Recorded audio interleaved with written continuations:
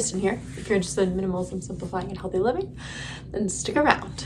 So I'm going to be talking about 8 everyday cleaning habits that I live by that honestly help me live a simpler life and make cleaning really, really easy for me. So let's jump right into this video.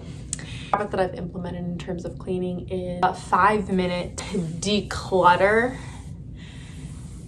every single week. So that means I'm going through my space and I'm seeing if there's anything that I'm not using that's not bringing me value, that's not bringing me joy, that I can literally donate or declutter, give to a family member or a friend, whatever. It's just something that I can essentially that I'm not using that I can get rid of. Now I do this every single week. So I spend 5 minutes every single week decluttering. And usually, to be honest, there's usually at least one thing that I find every single week that I can declutter. Now it could be a pen, something as simple as a pen or an eraser or a book. It doesn't have to necessarily be big items. Sometimes it's small items. Sometimes it's a simple cluttering, some things that are garbage or recyclables. Things like that that I've worn out to the point where they are no longer usable. That one. My next tip is to do a 10-minute clean sweep of your space every night before you go to bed. Now, the great thing about this is it's only 10 minutes. It's only 10 minutes. Okay, but when you wake up in the morning, you have a clean space or a mostly clean space just by taking the 10 minutes to clean. Now that could be doing dishes, it could be cleaning off your countertops in your kitchen, it could be just decluttering and picking things up in your living, whatever is a space that you want to declutter. You set a timer for 10 minutes and you clean that space. Obviously, sometimes it maybe takes you longer than 10 minutes, but the great thing about it is, honestly, once you get started, it doesn't even feel like it takes that long. And the more that you practice these daily habits or cleaning habits and decluttering habits, the less amount of time it's going to take every single day to achieve and sort of implement these things. For me, keeping my space clean, it doesn't even take me 10 minutes. Most of the time, the only thing that's really apparent that I clean every single day is dishes. Once a week, I clean my bathroom once because I'm keeping up with everything else. I spray my countertops and clean them. It takes me 10 seconds every single day. And so then the upkeep is a lot less. My next tip, which I kind of already mentioned it, but it's doing the dishes. Do the dishes every single day. Now, if you have a dishwasher, great. Throw them in the dishwasher then, if that works better for you. I don't have a dishwasher in my apartment, so I have to do them all by hand. So I usually have a cleaning playlist or some song on that I enjoy dancing, and it usually doesn't take me longer than 10 minutes to do the dishes. Next tip is nothing can go on flat surfaces unless it has a purpose. For example, when you walk into my apartment, I have a little tray that I put my keys and garage door opener on, okay? That stays there, the little tray stays there because it has a purpose, because I put something on it that I need to grab every single day when I leave and when I come back to my apartment. Now, the same goes for books that I'm reading that are on my bookcase. Everything that I'm setting down has a specific purpose in place. I'm not just throwing things on the counter and leaving them or throwing them on my kitchen table and leaving them there.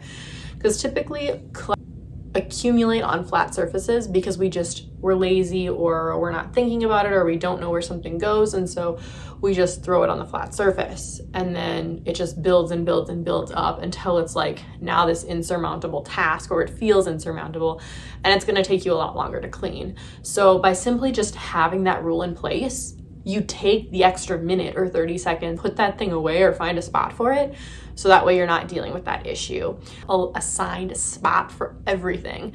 And in doing so, number one, you don't really lose things. You don't struggle finding things because everything has a designated place and you know where it's at. Just throwing it somewhere and then it gets thrown underneath something and then you're gosh, where did that bill go? To clean as you go throughout the day. If you're showering, keep a cleaner in there, and then when you're done showering, spray down the walls quick and wipe them down as you're exiting the shower. That takes you probably a minute, and it saves you from having to deep clean your shower every week or every month because you're not allowing that grime and grit and dirt and germs to just accumulate in your shower. And I mean, this can go for anything. I mean, it can go for dishes, it can go for dusting flat surfaces or shelves. The next thing is Floor is for walking, dancing, and large furniture items, and that is it. Nothing else just goes on the floor, gets thrown on the floor. Nothing. The reason I implemented this rule is because I found that it's just helpful reducing visual clutter, and for me that's a big deal because I don't like visual clutter. I don't like how it looks.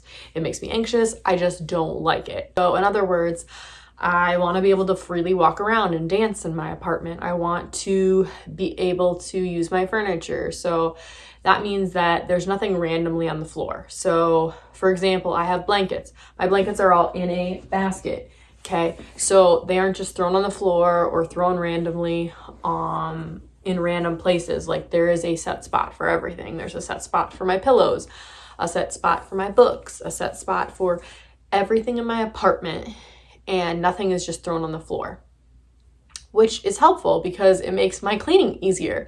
Because when I have to sweep, when I have to vacuum, when I have to do those daily cleans or weekly cleans that I do, I'm not having to pick and move all of these things around in order to clean because I don't have things randomly thrown on the floor.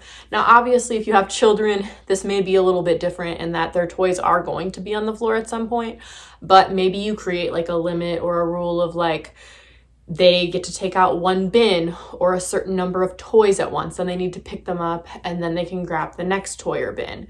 So that way you're not absolute chaos and trying to clean up an entire like mountain that's created on the floor in order to vacuum or just do a general clean.